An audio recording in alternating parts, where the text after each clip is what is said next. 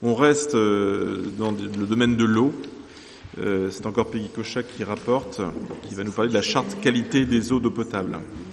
Oui, là, il va être question, en fait, de vous proposer d'approuver l'engagement de la ville d'Avranches au respect de la charte qualité des réseaux d'eau potable.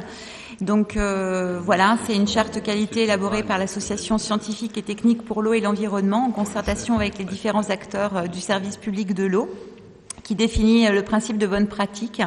Donc vous avez les 8 points de cette charte-là. Je vais pas les détailler maintenant. Donc voilà. Là, il nous est demandé en fait d'approuver cet engagement et d'autoriser Monsieur le maire à prendre toutes les dispositions nécessaires au respect de ces engagements de ce jour.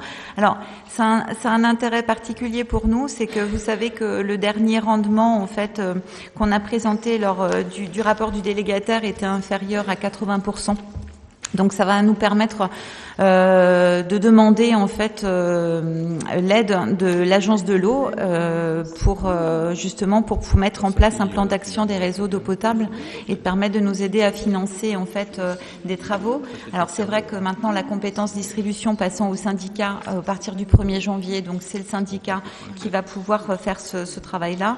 Mais du coup il était indispensable dans les conditions pour qu'on puisse obtenir cette aide pour être éligible d'adhérer également notamment à cette charte qualité des réseaux d'eau potable.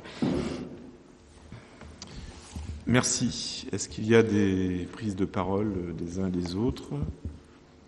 Non, personne ne veut la prendre. Si Monsieur Morazin, merci. Si je reprends un instant la parole. Au niveau, Madame, des fuites d'eau, il y a eu un malentendu. Vous deviez revoir ou corriger au niveau de l'eau. Il y avait un souci concernant les circuits d'eau qui étaient... En fait, c'est ce qu'on avait dit la dernière fois, hein, parce que c'est vrai que nous, lors du dernier avenant, donc l'avenant numéro 7, puisqu'on vient de passer le 8 ce soir, lorsqu'on avait renégocié les prix de l'eau, on avait également mis une pénalité au rendement. C'est dont j'en parlais lors de la commission des finances, donc à hauteur de 85% du rendement. Et si le rendement était inférieur à 85% du rendement, c'était donc Veolia qui allait payer la consommation d'eau supplémentaire fuyarde. Donc ça, s'il n'y a pas de souci, donc Veolia s'engage à le faire. Et c'est vrai que j'ai questionné notre délégataire et en fait la réponse du délégataire c'est que c'est un réseau qui est globalement fuyard. Donc à plusieurs endroits de la ville, il n'y a pas un phénomène particulier qui peut justifier en fait cette baisse de rendement. C'est sans doute une usure un peu globale de certaines canalisations à plusieurs endroits de la ville qui fait que le rendement est particulièrement faible pour le rapport 2017. Non, 2016 qu'on a présenté cette année. Donc voilà. Alors Veolia de toute façon paiera tout ce qui n'est pas à hauteur de 85% de rendement. Et puis on va lancer en fait, on va répondre à l'appel à projet auprès de l'agence de l'eau, voilà, pour avoir des subventions pour le renouvellement en fait des canalisations de distribution. Oui, effectivement, parce qu'on avait le sous-entendu qu'il y avait une décision un peu arbitraire, non justifiée de leur part, et effectivement, on pouvait les interpeller un petit peu sur ce pourcentage qui avait été présenté sans vraiment d'arguments vraiment...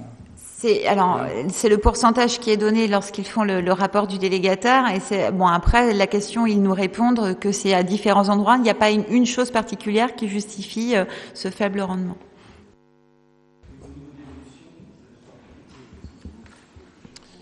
Bien, merci. Si vous êtes d'accord, on va mettre aux voix cette question 20, donc qui porte sur cette charte qualité des réseaux d'eau potable. Y a-t-il des votes contre? Des abstentions? Donc, à l'unanimité, la question 20 est adoptée.